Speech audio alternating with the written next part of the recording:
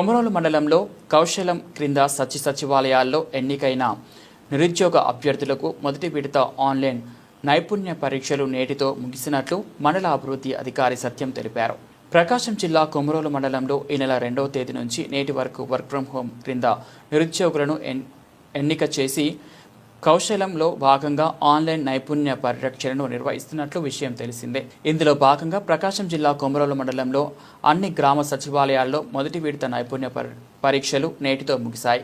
కొమరోలు 1, 2, 3 సచివాలయాల పరిధిలో నేడు కౌశలం నైపుణ్య పరీక్షలను డిజిటల్ అసిస్టెంట్ శ్వేత, వెల్ఫేర్ అసిస్టెంట్ శిరీషారెడ్డి, మరో డిజిటల్ అసిస్టెంట్ రంగనాయకులు ఆధ్వర్యంలో నిర్వహించారు. ఈ సందర్భంగా మండల అభివృద్ధి అధికారి సత్యం మాట్లాడుతూ రాష్ట్రంలో నిరుద్యోగుల కోసం ముఖ్యమంత్రి చంద్రబాబు నాయుడు కౌశలం పేరుతో వర్క్ ఫ్రం హోం క్రింద నైపుణ్య పరీక్షలను పెట్టారని, అందులో భాగంగా మొదటి విడతగా మండలంలో ఈ నెల 2వ తేదీ నుంచి 6వ తేదీ వరకు నైపుణ్య పరీక్షలకు అభ్యర్థులు హాజరయ్యారని, ప్రభుత్వ ఆదేశాల మేరకు 2వ విడత త్వరలోనే ప్రారంభిస్తామని ఆయన తెలిపారు. ఈ నైపుణ్య పరీక్షలలో ప్రతిభ చూపిన వారికి వర్క్ ఫ్రం హోం క్రింద ఉద్యోగ అవకాశాలు వస్తాయని ఈ సందర్భంగా ఆయన తెలిపారు.